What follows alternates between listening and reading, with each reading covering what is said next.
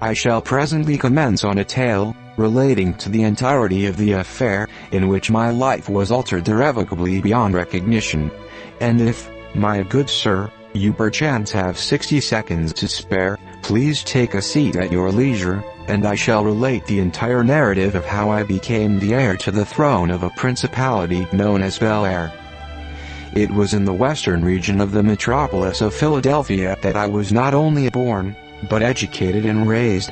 The vast majority of my childhood was spent inside the designated municipal park facility created specifically for children.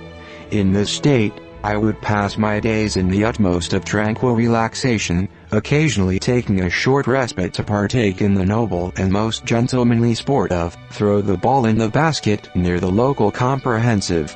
However, my peace was rudely interrupted when a pair of ruffians with malignant intentions began causing an affray in my general vicinity. I partook of but one measly fray, and this caused my mother to become hysterical and frightened. She then insisted that I take up residence with my good aunt and uncle in the nearby principality of Bel-Air. In a state of utmost morosity and despair, I repeatedly entreated my mother not to send me away, but this was to no avail, as she prepared my luggage for that journey and spurred me to begin my expedition.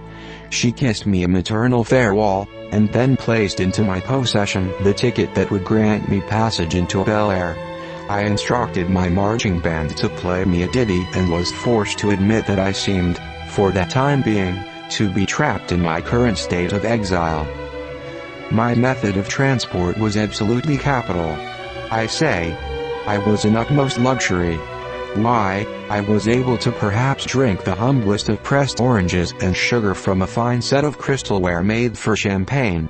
Were such comforts and privileges as these common in my newly destined hometown as they appeared? If so, I began to develop a newfound optimism for my awaiting fate. However, I was immediately struck by a new and shocking thought. I had heard it rumored that the luxury of Bel-Air had rendered its citizens bourgeois, prudish and generally obnoxious. Might I, as a fine, dashing gentleman about town, perhaps be most unsuited to this new environment? I disregarded such blatant foolishness and decided to wait until such a time that I was able to make more informed decisions. Whatever the case was, I decided to bring my full flamboyance and pride to my new home, optimistic that the citizens of Bel-Air would be won over by my personality.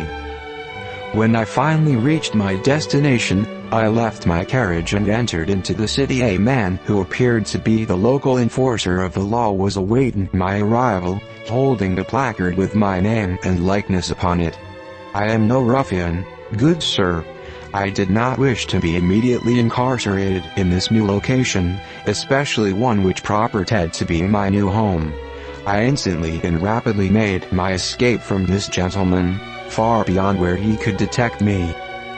I sought out the gentleman in a horse and cart to take me to my location. Upon it was written a sign declaring it to be crisp and of the freshest quality, and upon its top were positioned a pair of colorful, comedic dice.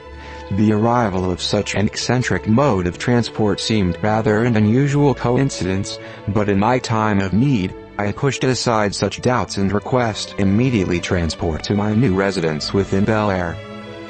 During the early evening, I finally reached my new household, and wished my driver farewell after his most excellent service. I observed my new town, which I decided would be my domain and princedom. I had finally arrived here and would take my righteous place as the prince and heir to be of all of Bel-Air.